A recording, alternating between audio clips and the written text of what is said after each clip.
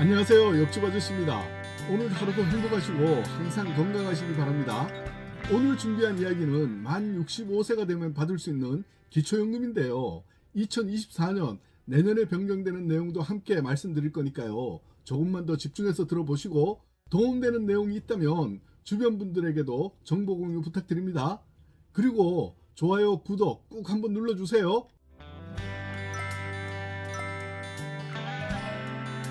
먼저 기초연금, 다시 말해서 기초노령연금은요, 반드시 신청해야 됩니다. 그러나 신청해야 하는 것을 알고 있음에도 불구하고 매년 약 22만 명 정도가 신청을 하지 않아서 안타깝게도 못 받고 있다고 합니다. 오늘 이 영상 보시는 분들은 해당이 된다고 생각이 들면 한 분도 빠짐없이 반드시 신청하시기 바랍니다. 내년에 새로 신청해야 하는 분들은 그동안 이미 신청은 했었지만 자격 요건이 안 되어서 탈락하신 분들과 내년에 만 65세가 되시는 1959년생 분들입니다. 기초연금을 신청하는 시기는 만 65세에 생일이 되는 달의 전달부터 신청을 하셔야 합니다. 만약 깜빡하셨다면 늦어도 생일이 속하는 달에는 꼭 신청하시기 바랍니다. 예를 들어 올해 신청할 수 있는 1958년 11월 생일자이시라면 10월에 신청하시면 되고요. 늦어도 생일이 되는 달인 11월까지는 꼭 신청하시기 바랍니다. 신청을 하셨다면 잠시 후 알려드릴 소득 인정액 등 심사를 통해서 정해진 금액으로 생일이 되는 달인 11월부터 기초연금을 수령하실 수 있습니다. 기초연금 신청은 본인뿐만 아니라 배우자, 자녀, 형제, 자매, 친족 등 대리인도 신청이 가능합니다. 다만 대한민국 국민이지만 외국에 영주권을 취득한 자 또는 영주할 목적으로 외국에 거주하고 있는 자는 신청하실 수 없습니다. 신청을 했다고 무조건 다 주는 것은 아니고요. 기초연금을 받을 수 있는 대상자가 되어야 하는데 기초연금을 받을 수 있는 수급 대상자는 소득의 70%가 대상자입니다. 2024년 기초연금은 올해보다 1,820원이 오른 33만 4천 원을 받으실 수 있고요. 기존에 받고 계셨던 분들도 인상된 금액이 적용되어서 받을 수 있습니다.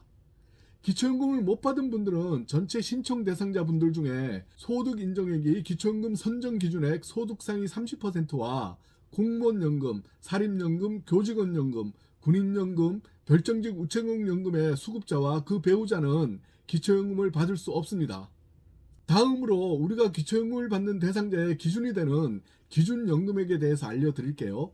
2023년 올해 기초연금 기준연금액은 단독 가구인 경우 최대 받을 수 있는 금액이 32만 3,180원, 부부 가구인 경우는 64만 6,360원에서 20% 감액되어서 최대 51만 7,080원까지 받고 있습니다.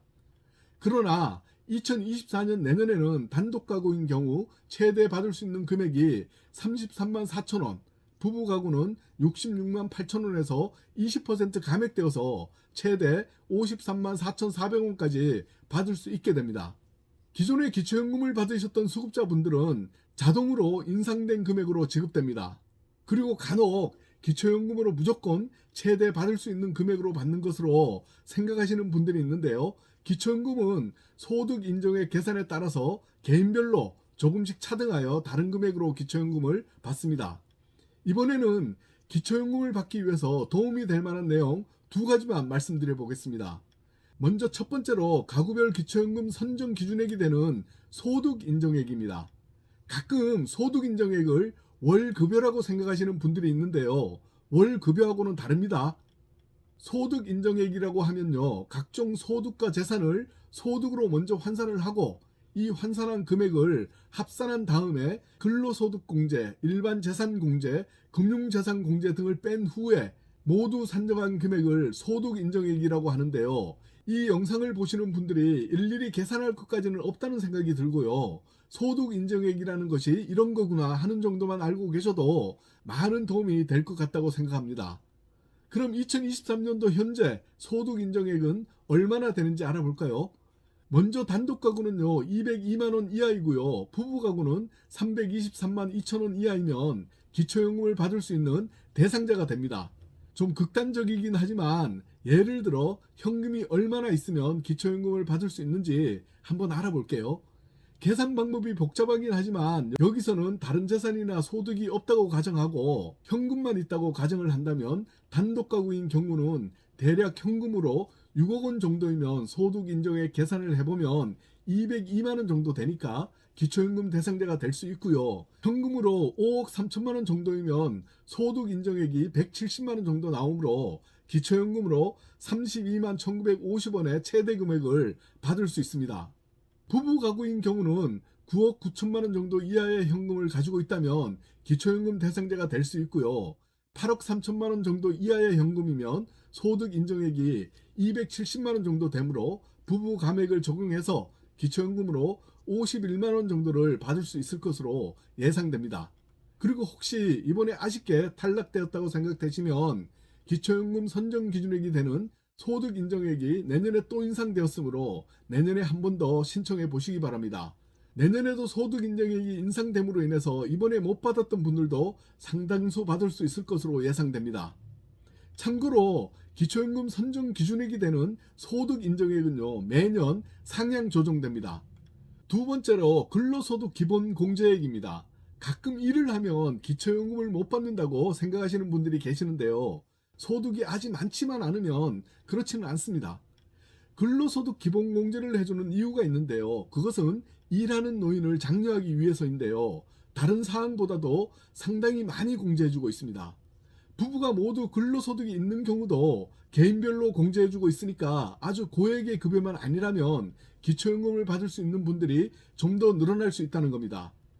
혹시 부부가 모두 근로소득이 있어서 나는 안 되겠지 하고 지레짐작 기초연금을 신청하지 않았던 분들도 이 내용 참고하셔서 신청해 보시기 바랍니다.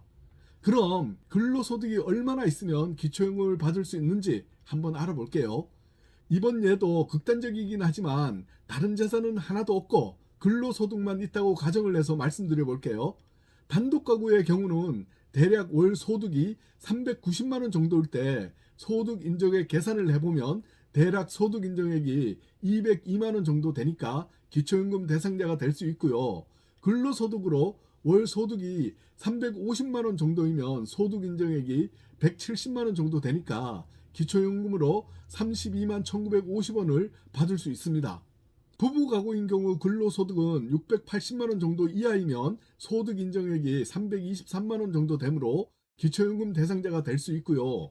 600만 원 정도 이하이면 소득 인정액이 270만 원 정도 되므로 부부 감액을 적용해서 기초연금으로 51만 원 정도 받을 수 있을 것으로 예상됩니다.